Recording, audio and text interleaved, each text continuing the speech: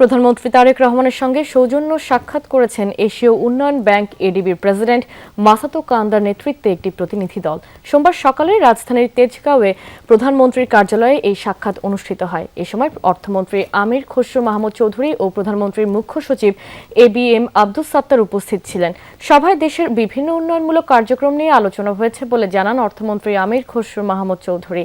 এছাড়া নিয়মিত সহায়তা করা, স্বাস্থ্য, শিক্ষা, জ্বালানি সহ বিভিন্ন খাতে আলোচনা হয়েছে বলে জানান তিনি। এডিবির সাথে ভালো অংশীদারিত্বের মধ্যে এগিয়ে যাবার কথা জানান অর্থমন্ত্রী।